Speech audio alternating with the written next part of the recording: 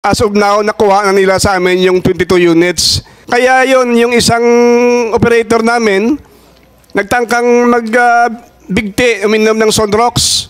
2.5 million yung pinakamura. Lahat ngayon sira na. Puro gawang China at gawang Russia. Tinutulan ko po ito.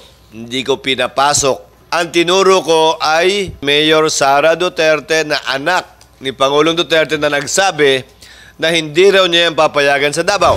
Buwang paniniwala ko na mayoriya ng mga senador ay sumusuporta sa pagsuspinde ng modernization program na ito. Ay aking pinapangalawahan na suspindihin muna ang jeepney modernization program. I will file a resolution to suspend the modernization program. Sir, may sinasabi sa akin si Senator Chis Codero. Mas maganda ikaw na magsabi, Senator. Thank you, Chairman SB. Rafi.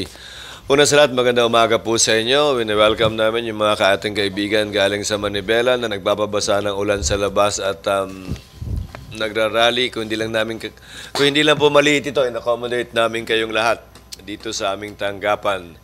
Pero natutuwa ako at naging bahagi kayo ng pagdinig ni Senator Tulfo. Mr. Chairman, matagal na akong tutol sa PUV modernization at hindi na natin kailangan magdebate. Hindi ito pinag-isipan, hindi ito pinaghandaan at hindi tinanong man lang o pinakinggan yung sektor mismo ng PUV bago ito pinatupad sa nakaraang administrasyon. Sa madalit salita, binraso lamang naman po ito eh. Noong ako'y gobernador, pinatupad to. Noong mga panahong yon, 2019 to 2022. Tinutulan ko po ito. Hindi ko pinapasok ang DOTR sa modernization nila sa aming lalawigan ng Sorsogon. At nung pinapuntahan ako ng USEC ng DOTR nung panahong yon na gobernador ako, ang tinuro ko ay yung panahong yon Mayor Sara Duterte na anak ni Pangulong Duterte na nagsabi na hindi raw niya yung papayagan sa Davao. Sabi ko, kumbinsihin niyo muna yung anak bago kayo magpunta sa akin.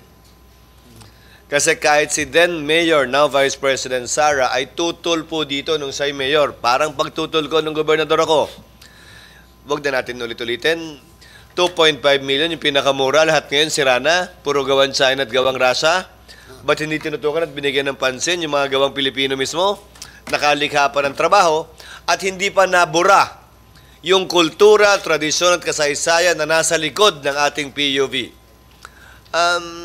Yung mga kwadradong parang minibus na binibenta ng DOTR sa nagdaang administrasyon, hanggang ngayon, sa totoo lang, walang kaamor-amor sa akin eh. At sa totoo lang din, kasaysayan din namin, ginamit ng kooperatiba, Mr. Chairman, gumastos ng humigit kumulang 300 milyon yung isang kooperatiba namin sa Sorsogon, sumugal. Sa mahigit kumulang 40 yata o 50 minibus na binili nila, mga 8 na lang ang tumatakbo ngayon. Pinagkahuyan na rin yung mga nasira. Kulang nga ng paghahanda. At bilang panghuling punto, Mr. Chairman, sa halagang 2.5 million kada isa, saan naman kukuha ng pambayad nun yung operator o yung driver? Kahit anong computation ang gawin ninyo para mabayaran yung buwan ng hulog sa isang PUV na 2.53 million ang halaga, kahit maganda ko ba yung driver, kulang po ang 24 na oras ng pamamasada para mabayaran yon na may kita pa rin yung operator at yung driver. Ang solusyon dito, Mr. Chairman, sa panig naman ng ating gobyerno, mulat mula ang solusyon naman dito, pinansyal eh. Paano nyo mabibigyan ng sapat na kakayahan ang PUV, driver at operator para mabili itong sinasabi nyong malinis, moderno, mas maayos at mas maganda? Hanggat hindi po sapat ang financing, kahit anong puwersa nyo na magkooperatiba yan, para lamang makabili ng mga sinusubo ninyong galing China at galing Russia, hindi po talaga uubre eh. At isa pa po, saan na napunta yung tradisyon, kasaysayan at kultura natin kaugnay sa jeep? Hanggang ngayon po yung mga ambassador natin, pati po ako bilang Senate President ngayon, yung ibang mga senador natin at kongresista, ang pinapamigay po ay yung simbolo pa rin ng jeepney hanggang ngayon eh. Dahil parte na ito ng kultura at kasaysayan ng ating bansa. Isang ganun, buburahin nyo? Sino kayo? At sino nagsabing may kapangyarihan kayong burahin nyo ng ganun-ganun na lamang? Kaya pinapanukala ko, Mr. Chairman, buwang paniniwala ko na mayoriya ng mga senador ay sumusuporta sa pagsuspinde ng modernization program na ito. Kaya imbis na panukalang batas o dagdag dito, makakapagpasa tayo agad ng resolusyon expressing the sense of the Senate na hinihiling at pinapanawagan sa Pangulo na ito'y pansamantala munang suspindihin hanggat hindi nasasagot lahat ng mga katanungan, lahat ng problema at lahat ng kwestyong pinansyal kaugnay ng modernisasyong ito. Buwang pag-asa ko, Mr. President. Dahil na rin sa mga naging posisyon ng Pangulo sa kanyang zona, partikular kaugnay ng Pogo, may isang bagay na pinakita si Pangulong Marcos kahapon. Siya'y nakikinig at siya'y sensitibo sa pulso at opinyon ng ating mga kababayan. At bilang inyong mga kinatawan sa Senado, sa pangunguna ni Chairman Raffy Tulfo, paparinig natin at ihahatid natin sa kanya yung pulso, pananaw at posisyon ng mas nakararami nating kababayan na ipagpaliban muna ito. At sana, dinggin niya tulad na naging posisyon din ng Senado sa Pogo, yung ating posisyon kaugnay nito nang hindi na kailangan intayin pa yung susunod na zona. Kasi kaisa nyo ako, Mr. Chairman, at suportado ko ang posisyong yan kung inyong iyahain ng resolusyon kahit po sa darating na linggo. Yan ay resolusyon lamang naman po. Kapag makakuha tayo ng mayoriyang pirma, tutulungan ko kayo makakuha ng mayoriyang pirma. Agad naming maipapasa ang panawagang ito ngayon o sa darating po na linggo. Maraming salamat. Thank you, Mr. Chairman. Senator Salamat po sa President inyong Chis Cordero. Yes, definitely, absolutely. Ako po ay magpahain ng resolusyon para isuspindihin po itong PUV Modernization Program, and susuporta naman po ako ng mga kasama ko sa Senado, majority, and even the Senate President, then so be it. Suspendido muna. Pero mukhang malungkot po kayo nung marinig mo suspendido. Mukhang malungkot ka, sir. Mukhang gumalong-galong ka. Bakit ho kayo nalungkot? Ba't kayo nalungkot nung nabanggit yung suspension? Para kayong nabankrupt? Kayo po. Yeah, Your Honor. Unang-una, nirerespeto po natin yung nailahad ng ating Senate President. It is fair for everybody to speak kung ano po yung gusto nila sabihin, and nirerespeto po namin yon. So, kung magkakaroon po ng resolusyon yung ating Senado, yun po ipaparating natin sa ating Pangulo para malaman po niya yung sentimiento po ng ating mga kasamahan dito sa Senado. At sa parte naman po ng DOTR, we will always maintain po yung aming naiparating sa ating Pangulo at consistent with what we have been doing. We've been giving fair, accurate, and proper information to our President based on what we've felt and we've seen sa buong bansa sa pag-iikot namin and hearing the sentiments of the majority of our transport leaders. Salamat po, Your Honor. Yung sinasabi niyo po majority dahil When you say... Yes. no, sabi mo mapapanggan yung majority ng mga operators. Ito mga majority ng mga operators, ito po yung mga kakampi nyo, nakuha nyo yung loob for whatever reason, pero marami pa rin po ang mga tutol. In fact, even mga taga-LGU, tulad ni Senator Chis pa, ang governor pa siya, tutol siya. Ayaw niya papasukin yung DOTR, ayaw niya papasukin yung modernization program. Anak na mismo ni President Duterte na si Sara, mayor ng Davao at that time, ayaw niya pumasok yung modernization program sa Davao. Anak na mismo ni Presidente ito. Diba? So dapat kumbinsin niyo muna yung mga taga-LGU tulad na ni Governor Chis Cordero bago kayo sana magpatuloy sa modernization program ninyo. So hindi talaga napagplanuhan, hindi na pag-usapan, hindi na pag-isipan. Talaga minadali po ito eh. Minadali ito. Yes, sir. If I may po, we will duly take note all yung observations po and the recommendations and the suggestions here, Mr. Chair. And please allow us to discuss with the Secretary and then we will submit the report, Mr. Chair. Yes, pero talagang nobody can stop me now, especially na narinig ko kanina, nagsalita yung Senate President namin na he will support kapag ako mag-file ng resolution para isuspend muna itong modernization program na ito para sa kapakanan ng lahat. Mr. Chair. Diba? Mr. Chair. Go ahead, Asik. Mr. Chair, Carla.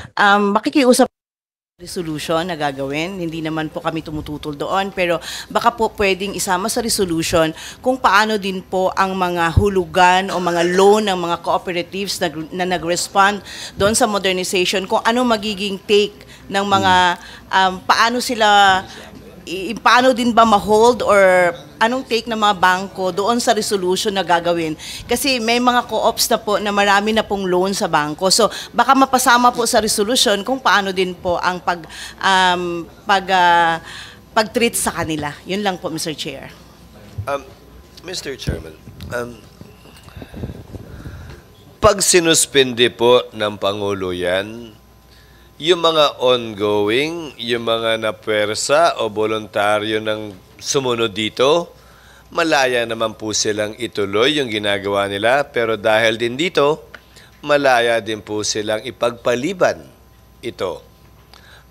Ulitin ko, yung isang kooperatiba po namin, 100 milyon ang inutang, lugi na po ngayon.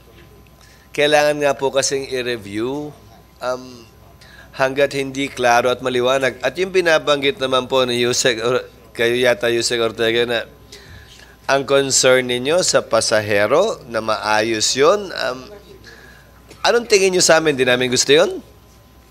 Tingin nyo ba gusto namin mamatay, maaksidente yung mga pasahero at hindi maging komportable?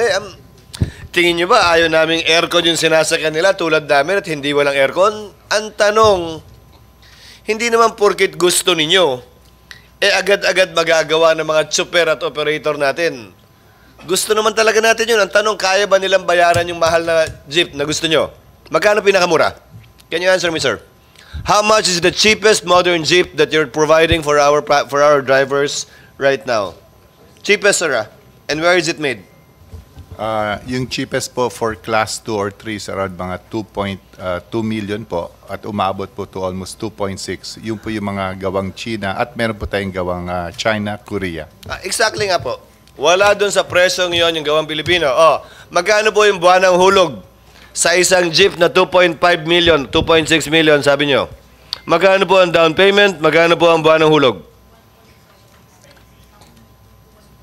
Kayo po, dapat alam niyo po yan. Dapat masagot yun ng diretso yan, ha? As per info po, yung mga depende po sa 7 years or 6 years na ina-attain nila, mga 25 to 30,000 po. Magkano po ang down payment? Ang down payment po, yeah. 5% po. Sir, ang buwan ng hulog, magdedepende yan kung magkano ang down payment. Pag nag-down payment kayo ng 50%, edi mababa ang kada buwan na hulog nyo. Kung 5% ang down payment nyo, edi napakalaki ng buwan ng hulog nyo. Hindi ako maniniwalang sa 2.5, 30 mil ang hulog kada buwan kung 5% lang ang down payment, ha? Give me, sir, the actual computation. Okay, 2.6 million, 5% is 130,000 down payment. O yung balance ng 2.6 million na 2.4 4 million divided by 5 years. Magkano ba yun? Sir, ayun. Mr. President. Wait, who are you, sir? Mr. President, my name is Ed Comilla po, Metrocomet Transport Service Cooperative representing dito in Calabarzon. Sir, wag muna, sir. Tinatanong ko, gobyerno. Kung pinlano nyo ang programang ito, ano yung nakikita nyong window of down payment? Hindi naman po pwedeng negosasyon lang to sa party nila. Kayo po, ano yung programa ninyo ng financing na iaalok nyong abot kaya sa ating mga chopper at driver? Okay, bago niyo sagutin yan, I would like to recognize the presence of Senator Tolentino, our Majority Floor Leader, Senator Tolentino. Sir, what is the down payment and monthly in your program? Yeah. Huwag depende sa kanila, kayo naman. Dapat may chart kayo nito eh. Yes, sir. Please. Mr. Chair, may I be allowed to answer the query Go of ahead. the good Senate Chairperson Godis. President? Sir, before you answer, what is the role of LTFRB in the financing aspect of the PUV modernization? Kayo nagbibigay po ng prangkisa sa kanila. Alam ko yun. Yes, Mr. Kayo Chair. ginagamit para sakalin sila na kung hindi maporma yung kooperatiba, hindi kayo sabunod sa modernisasyon, hindi na namin kayo bibigyan ng prangkisa. Ano ho ang papel ninyo kaugnay ng financing? Mr. Chair, Yes, please. kami po ang nag-i-endorse ng equity subsidy na ibibigay ng gobyerno sa bawat jeep na mag-avail ng modernization, Magkano yung equity subsidy which is nyo? 280,000, Mr. Chair, per unit. Magkano po ang pondo ninyo para dyan? For now ho, ang pondo namin is 1.3 billion po. Ang Magkanong binigay. unit ang kaya niyong pondohan at bigyan ng equity share? Ilang unit po? Ikumpara nyo sa ilang libong jeepney na gusto nyong i-phase out lahat. Magkano po yung budget nyo para sa equity share? Yung sinasabi nyo mahigit 1 billion, i-divide nyo ng 200, magkano ka mo? 30,000, 80,000, o ilang unit po yun?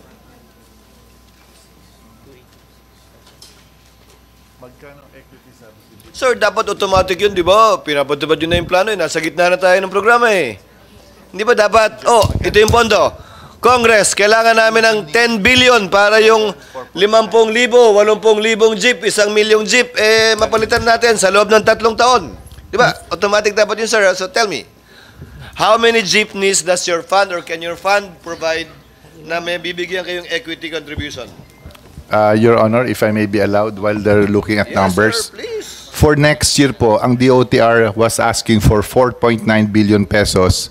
This is an amount equivalent to staggered po yung ating i-modernize na almost 150,000 because the modernization of the vehicle po will end up to 2030 po. It's like 25, 26, 27. So mga 6 na taon po yon.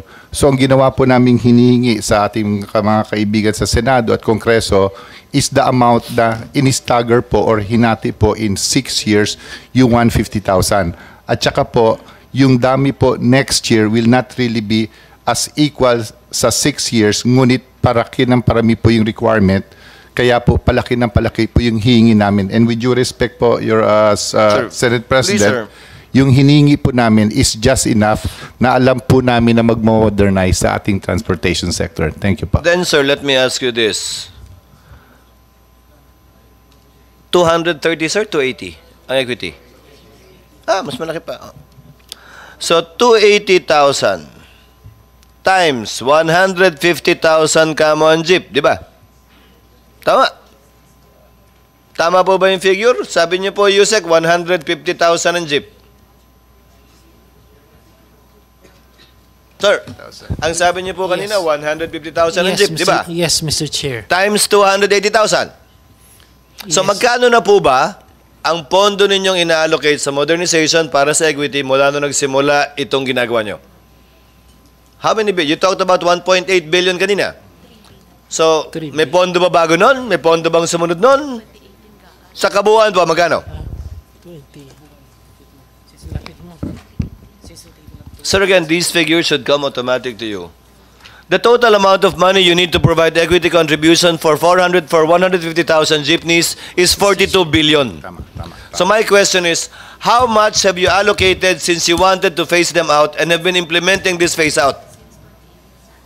Nakakamagkano rin po kayo, sir? As per info po, since 2018 po, umabot na po tayo ng 4 billion sa paghingi po from Congress for equity subsidy. Just to clarify lang po, with your sir. honor, Mr. Congressman. Ganito po yon. Kasi po, since nag-start po yung modernization sa previous administration, we noticed po yung pag-acquire po ng modern vehicle was not a big number kasi po there was one major concern ng transport sector. Lagi po na-extend yung deadline. So yung pagbili po ng ating mga transport sector or pagsuporta po ng certain banks, parang bitin po because they are not sure na matutuloy po to. Pero po nung naging firm po at nagkaroon po ng final decision ang ating gobyerno na April 30, this is what we felt and we saw. Nagkaroon po ng resurgence ng interest from financial institutions at yung ating mga transport sectors, sila po'y kumakatok na sa mga bangko for their modern vehicles. That's why yung pag-modernize na amount po before was not that high because it was a real number na konti lang po nag-avail. I think mga 7,000 lang po. But for the next years, we feel po na parami na po na parami. That's why we will be asking a certain amount. With the permission of the chairman. Kung bahagi ng programa ang equity donation contribution ng gobyerno, 280,000 is approximately 280,000 divided by magkano? 2.6 million. Di ba sabi nyo? That's about 10%. down payment. Di ba? So, kung 150,000 na jeep yan, 42 billion ang kabuuang plano nyo, bakit hindi nyo isabay yung phase out? Depende sa pondo na meron kayong iaalok sa mga magmamodernize. Hindi naman po pwede, sir. Deadline na to. Dapat gawin nyo na mas maraming gagawa nito nang wala naman kayong binibigay na equity contribution, hindi naman to unahan din. Now, if that's the amount you need, sir, 42 billion, stagger it for 6 years, as you said, until 2030. So, 40 billion divided by 6, kung ilang jeepney man yun, times 280,000, yun lang din po ang i-modernize na muna natin sa kada taon. Hindi yung sasabihin ninyo, deadline na yan para humabol na lahat. Meantime, bawal muna. Hindi naman yata makatarungan yun. Yes, sir. Tama po kayo, Mr. Senate President. Kaya po yung modernization, para po, will be clear po, will not happen this year. As in, when I say modernization, yung parang they are obliged to modernize their vehicle. Ang tatapusin na po muna natin is the LPTRP, which will be 3 years, 24, 25, 26. Pagdating po ng LPTRP, meaning yung route rationalization, doon na po papasok yung pagmamodernize nila ng vehicle. So tama po kayo, they are not obliged to buy the modern vehicle now. But pagdating ng LPTRP, which will be at least by 2027, doon na po sila magpapalit from traditional to modern, and that will be the time po na hihingi po tayo from Congress for the bigger amount of equity subsidy for the last 3 years of the program. Pero ngayon po, it is just an amount of 2.6 billion dahil hindi pa po ganun karami ang nagpapa-modernize. Now, may I ask now our friends from the transport sector, ito ba ang pagkakaunawa ninyo na hindi pa nyo kailangan talaga gawin to? Ewan ko kung sino kailangan sa mga Si Miss Sembrano. Good afternoon, Honorable Senate President Senator Escudero, at saka yung si Senator, hindi ko kilala, Senator Tolentino, at saka si si Senator, hindi, Ejercito.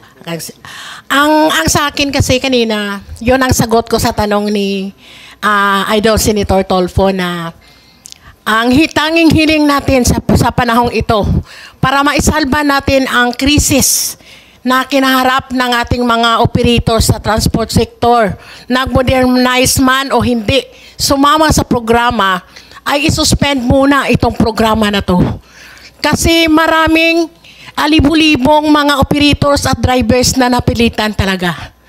At sa tingin ko, 1 to 5% lang ang naging masaya, yung nakakickback lang sa programang ito.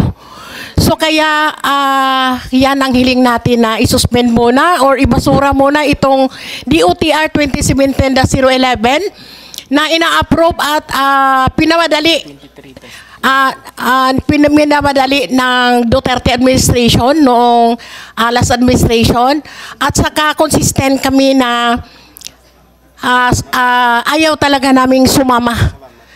At saka salamat din sa sinasabi ng ating Senate President na suportahan niya si Senator Tolfo na isuspend talaga ito. Isang malaking pasasalamat sa amin. Nagagala kami na sana po ma-realize ito. At saka isang hiling lang namin dagdag sa kay Senator Tolfo at sa kay Senate President na ibalik na ang 5 taong prangkisa while isuspend ito. I-renew na agad. Maraming salamat po. Mr. Chair, Mr. Chair. may I be recognized? Mr. Chair. Recognize. Mr. Chair. Kanina nakapagsalita ka Mr. Kumia, ibago naman. Mr. Chair. Si Mr. Burata. Is that your name, Mr. Burata? Philip Burata? Go ahead po, sir. Thank you very much, sir. Your Honor, Idol Arapitol po. At saka sa mga senador natin ngayon dito. Ako, sir, pumunta ako sa inyong opisina noon na para humingi ng tulong kasi yung nagpa-consolidate kami pero nag-file ang aming corporation sa amin ng 38 counts of carnapping. Kaya sa takot namin na baka lumabas ang resolusyon sa piskalya, pumunta kami sa inyo, humingi ng tulong dahil dito sa malaking problema namin sa aming korporasyon na pinasukan. Nag-consolidate kami dahil naipit kami sa deadline. Pero hindi kami nakakuha ng secret registration kaya nag-attach kami sa Choret Corporation. To make the story short, nandito kami ngayon sa 38 counts of carnapping na pinapile sa amin. Yung sasakyan namin na sa amin, kasi ang usapan na kami magmamanage sa sasakyan namin, kinukuha nila, inaangkin nila na sa kanila daw yun dahil sa kanila nakapangalan yung corporation. Pero yung gastos, yung franchise ay sa amin. Gusto lang kunin yung mga sasakyan sa amin. As of now, nakuha na nila sa amin yung 22 units. Out of 44 units, nakuha na nila sa amin yung 22 units by yung iba by force, yung latest by Repleben, Repleben, at saka dito dumagdag pa sa problema namin. So sir, Mr. Buratan, nasaan po yung kaso? Pinailan kayo ng carnapping at sino po nag-file ng... Yung nag-file sa amin ng carnapping si Choret Corporation under kasi yung corporation na ito, yung limas na yung may-ari, yung nasa tawag nito sa corporator nila, yung asawang lalaki, yung asawang babae at saka yung anak na... Nasaan po yung kaso, sir? Nasa piskalya pa lang, hindi pa naumusad, wala pang resolusyon. Kaya at that time pumunta kami sa inyo. Okay, sige sir. Ngayon, dito, yung bitaw head sa Bacolod, hinuli yung mga sasakyan namin nakabiyahe at saka in-impound. Pagkatapos sa impound, kinabukasan, itinuro-over niya siya sa Choret Corporation dahil sabi niya, may mga statements siya na isa raw akong notorious daw na baka isa akong notorious na karnaper sa Bacolod at saka yung mga sasakyan nakapangalan sa amin. Hindi man lang siya nag-imbestiga na nag-consolidate kami, nagpamasok kami sa programang ito. Kaya dito ngayon, naging biktima kami. At saka isipin mo, Senator, Your Honor, pati yung aming sasakyan na luma na tradisyonal, itinransfer namin sa kanya sa pangalan ng Choret kasi hindi na kami magbiyahe pag hindi nakatransfer dahil nakakonsolidate kami. Isip-isipin mo, ay yung iba naming unit, ayaw niyang iparehistro. Kaya yon yung isang operator namin, nagtangkang bigti, uminom ng Sonrox. At saka,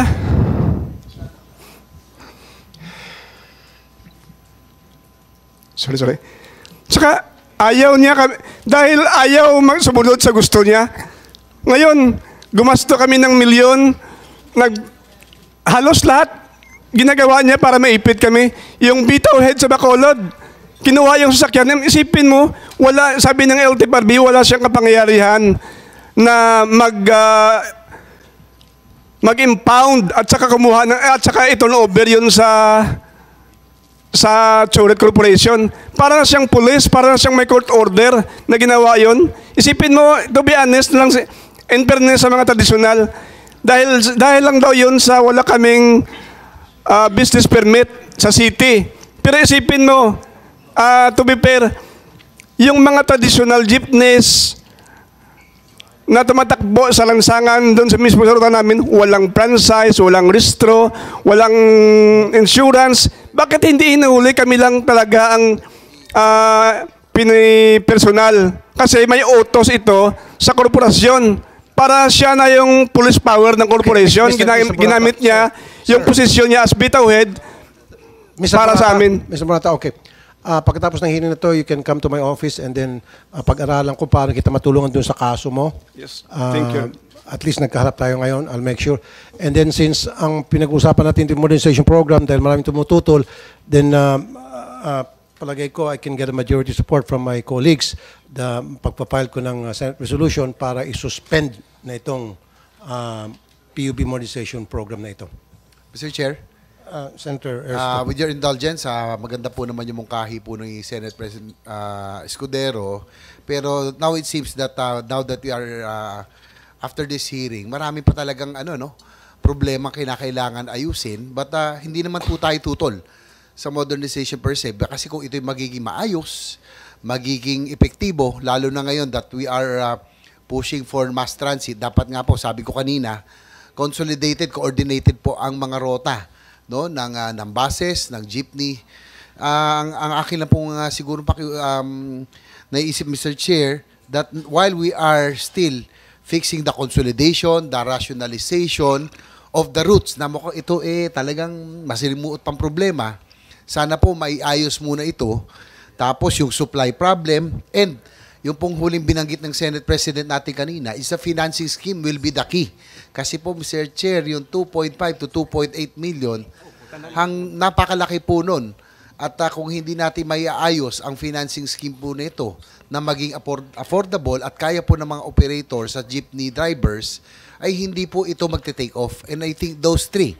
Now again, consolidation, rationalization of the routes, kailangan may ayos po ng LTFRB, DOTR, yung supply at yung pong huli, yung financing scheme po ay magiging role po ng ating mga government financial institutions. While we are in the process of fixing all of these problems, ay palagay ko, tama naman po ang mungkahi. Mr. Chair, I will support your resolution together with the said President that we suspend temporarily while we are fixing, the government agency is still fixing all of these three problems that I have identified. Thank you, Mr. Chair. Thank you, Senator Ernesto. Senator Tolentino. Mr. Chair, I associate myself fully with the motion given by the Senate President and the supplemental motion given by Senator Ejercito. Naniniwala po ako na marami pa palang butas na dapat ayusin. Halos kilala ko po lahat ang personalities na naririto sa habang panahon ko po. Sina Boy Vargas, sa habang panahon ko po sa lansangan, nung ako po ay MMDA. So naniniwala po ako ngayon that it would now appear that this is a bureaucracy-initiated crisis seeking a bureaucratic solution. So sa ngayon po, yung mungkahi ni Senate President, nagmula po sa mungkahi ng ating chairman, Senator Tulfo, ay aking pinapangalawahan yung motion ni Senator Ejercito na suspindihin muna ang jeepney modernization program. In the meantime, while all other heads are looking for the appropriate formula to seek ways to end this bureaucratic-made crisis. Maraming salamat po, Mr. Chairman. Thank you, Senator Tolentino. So, taking into consideration the motion of the Senate President to consider this matter for further study, the Chair deems it proper to suspend this hearing, and therefore, I will file a resolution to suspend the modernization program.